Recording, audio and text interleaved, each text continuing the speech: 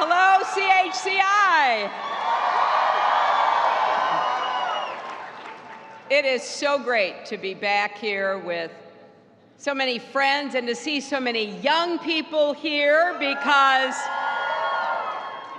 that fits the theme this year: educate, engage, vote. And I can't think of better marching orders for the next 54 days. And anyone who just heard the Congresswoman knows we cannot be on the sidelines. This is the most consequential election in our lifetimes. I want to recognize the Institute for all you do to inspire the next generation of Latino leaders. Last year, I had the chance to spend time with some of the CHCI interns and fellows. It really was like seeing the future of America in one room. I can't wait to see everything that they achieve, and I can't wait, if I'm fortunate enough to be president, to put some of them to work. And I want to thank all my friends in the Congressional Hispanic Caucus. You fight every single day to lift up the Latino community, when the cameras are rolling and when the cameras are off, at home in your districts and here in Washington. And no one understands better than you the pivotal moment we're at right now, not just for Latinos, but for our country. My friends in the caucus have traveled to every battleground state, registered voters. You've stayed focused no matter what kind of outlandish and offensive comments we have heard from my opponent and his supporters. By the way, I personally think a taco truck on every corner sounds absolutely delicious.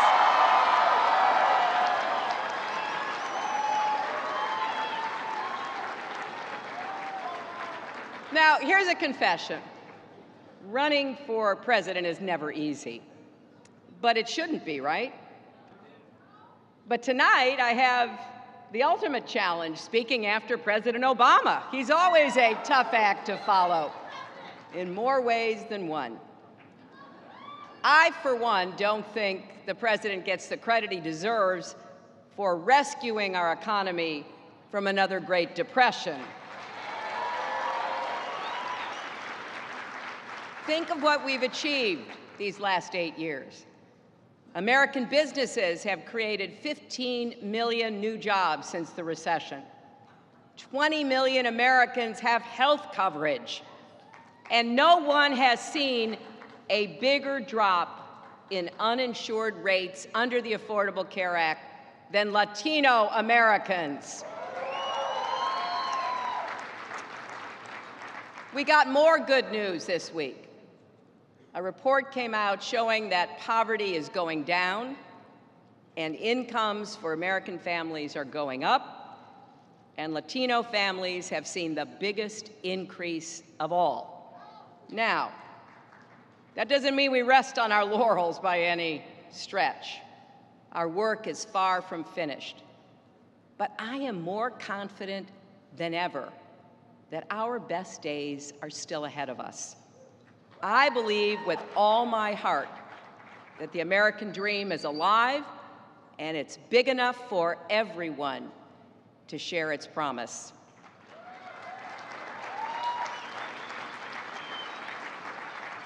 That doesn't mean that lots of people are still not hurting, because I know they are. And when you hear a presidential candidate spewing bigotry and hate, it's easy to get discouraged.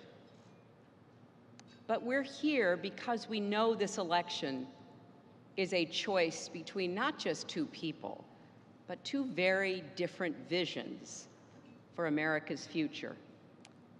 Either we're going to make our economy work for everyone, or just those at the top.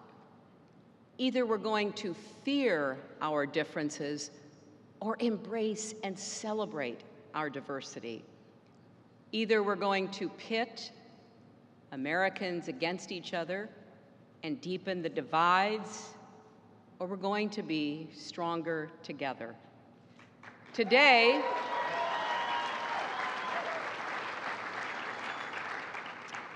as you know, we're in the midst of Hispanic Heritage Month.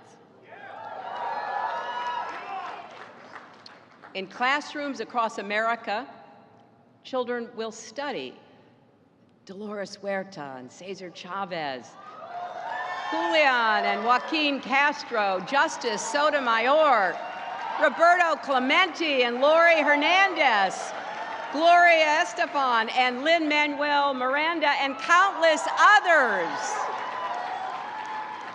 Names we know and names we might not know, but every one of whom has enriched this country for generations. Whether you're Mexican, Puerto Rican, Cuban, Latin American, Afro-Latino, whether your family just arrived or has been here since before the United States even existed, you're not strangers, you're not intruders, you're our neighbors, our colleagues, our friends, our families. You make our nation stronger, smarter, more creative. And I want you to know that I see you and I am with you. And time and again,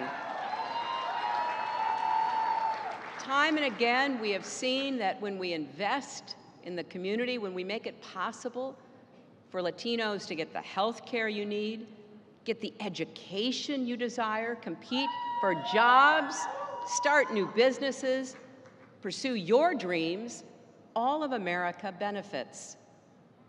As I said this afternoon in North Carolina, we are in the final stretch of this election, and I intend to close my campaign the way I began my career, fighting for kids and families. That's been the cause of my life. It will be the passion of my presidency.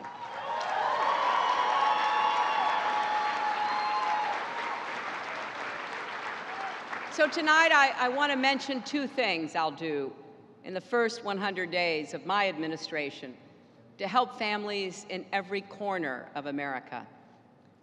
First, we do need to create an economy that works for everyone, not just those at the top.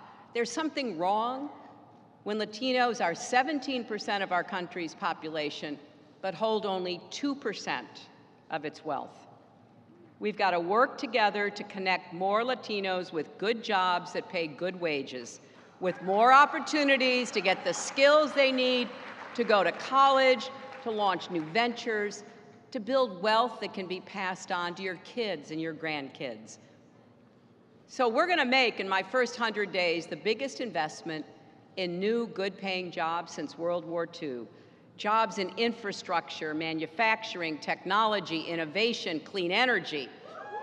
And we're going to cut red tape and taxes and expand access to capital for small businesses, including the Latino-owned small businesses that create so many jobs and so much growth in communities everywhere. And I want to give a particular shout out to Latina small business owners.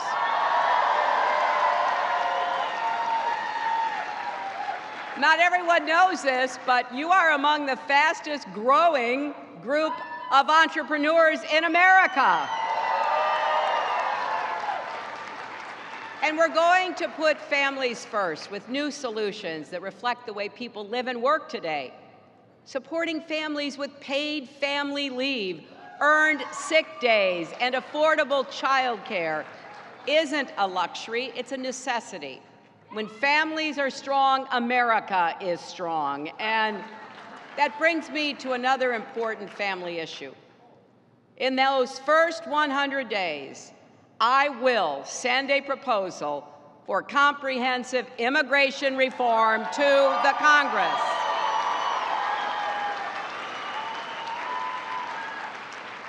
My proposal will keep families together, and it will include a path to citizenship. Now, I know this isn't the first time you've heard it. In fact, people have been making the same promise for more than a decade. But I believe with all my heart that some things are too important to give up on. I've been called a lot of things. I've never been called a quitter. And in this election, we have a chance to show that comprehensive immigration reform isn't just the smart thing to do, it's what the American people demand. And you know how we'll show that? Well, I hope to have a Democratic Congress next January.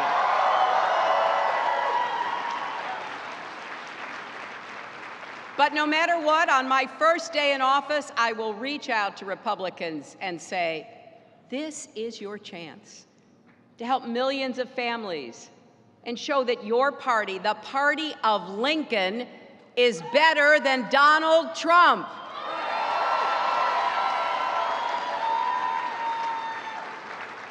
And while we're fighting for comprehensive immigration reform, we're going to keep families together.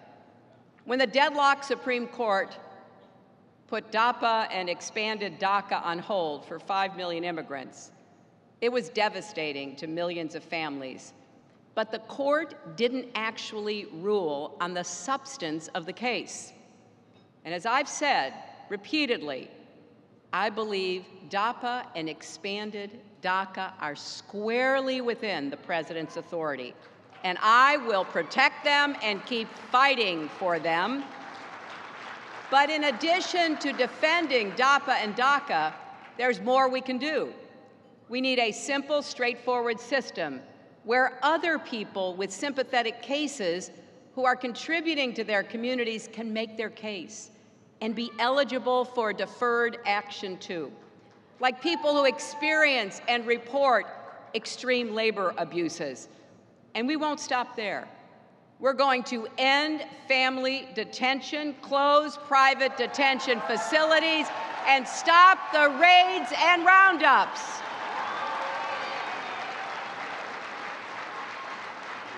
No child should have to say goodbye to their parents every morning, not knowing if their mom or dad will be there when they get home. So here's the bottom line. Comprehensive immigration reform will not only be the right thing to do, but it will add $700 billion to our economy and enable America to be what it's always been, a place where people from around the world can come to reunite with family, start new businesses, pursue their dreams, apply their talents to American growth and innovation. Now, I know this has been a long road, and we wouldn't be where we are today without your persistence and the quiet courage of families in every state of our union. And we certainly wouldn't be here without the bravery of the young men and women who have risked their very place in the United States by coming forward and fighting for their own future and the future of millions of others. They helped change the conversation. And when President Obama created DACA, it changed their lives. Right now, 750,000 undocumented young people in America are going to school, working, and planning for their future. They're dreamers in much more than name. I've met so many. I've listened to their stories. They've done everything we've asked of them and made our country stronger in return. So when Donald Trump promises to rip that all away on day one, when he promises to round up and deport all of the 16 million people living and working among us, including American citizen children who were born here to parents who are undocumented, these are the faces I see. I picture Astrid Silva, who I met in Las Vegas. Many of you know her story. She came to this country from Mexico at the age of 4 with nothing but a doll, a cross, and the dress she was wearing. Now she's in her 20s, advocating for the rights of immigrants everywhere. I picture a young man I never met, whose high school teacher wrote me a few months ago to share his story. His teacher told me that this former student was funny, enthusiastic, and patriotic. He played the drums in the school marching band, and after graduation in 2005, proudly enlisted in the U.S. Army. Before shipping off to Iraq, he stopped by the school so everyone could see him in his new uniform. He was, his teacher wrote, as respectful and optimistic as any student who ever entered my classroom. He was also a dreamer, brought here as an undocumented child. He loved America and hoped one day to earn his citizenship. But in April 2007, while on a mission in Baghdad, he was killed by an improvised explosive device. He was just 19. The Army called him a hero, and he was posthumously granted the American citizenship he'd always wanted. All these years later,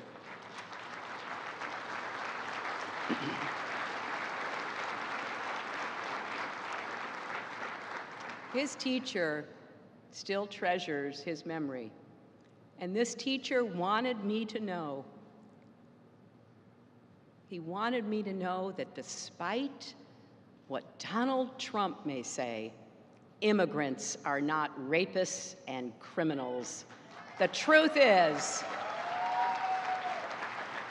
this young man may not have been born here, but he represented the best values of our country.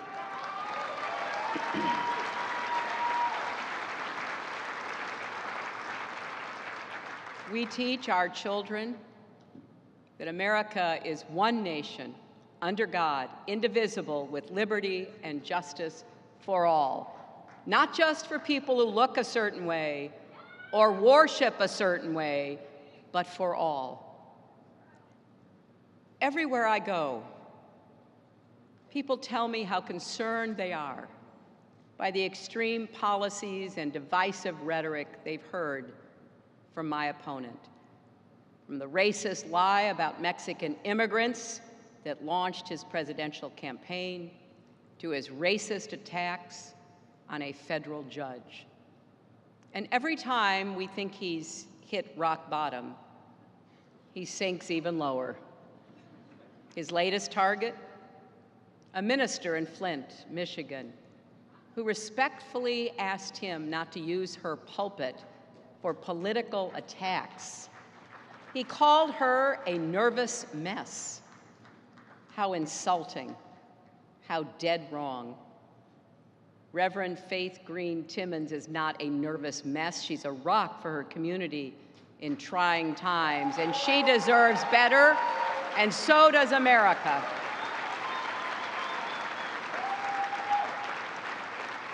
And again today, he did it again. He was asked one more time, where was President Obama born? And he still wouldn't say Hawaii. He still wouldn't say America. This man wants to be our next president? When will he stop this ugliness, this bigotry? Now, he's tried to reset himself and his campaign many times. This is the best he can do. This is who he is. And so we need to decide who we are. If we just sigh and shake our heads and accept this,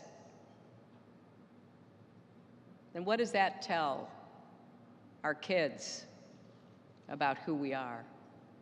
We need to stand up and repudiate this divisive rhetoric. We need to stop him conclusively in November in an election that sends a message that even he can hear. We need to set the kind of example we want for ourselves and our children and our grandchildren. Parents and teachers are already worried about what they're calling the Trump effect. Bullying and harassment are on the rise in our schools, especially targeting students of color, Muslims, and immigrants.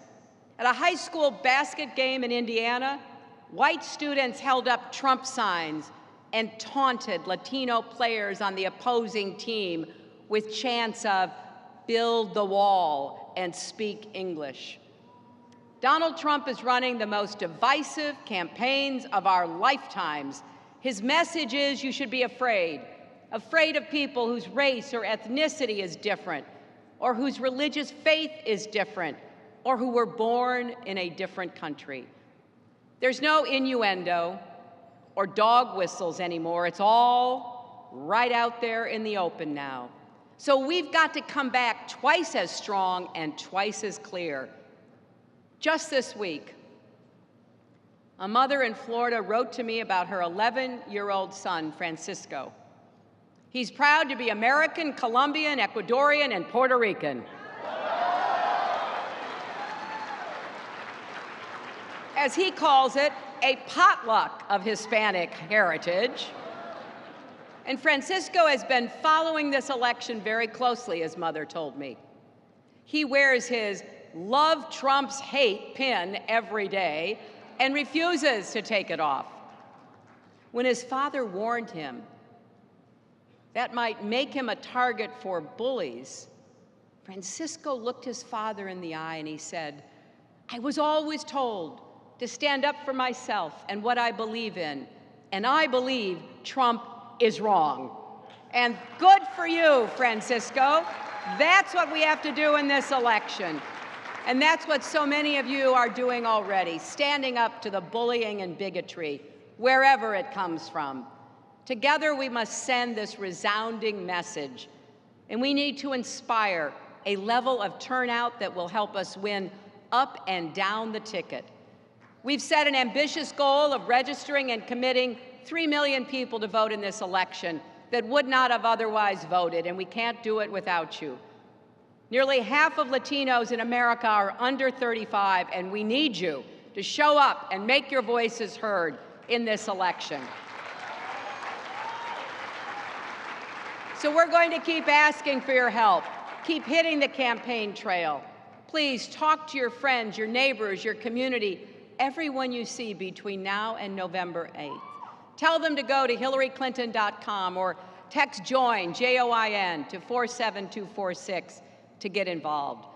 This election is too important for anyone to sit on the sidelines, as we heard from Congresswoman Sánchez. So let's stand up for a future where we put families first, where we build bridges, not walls, and yes, together we can prove love trumps hate. Thank you all very much.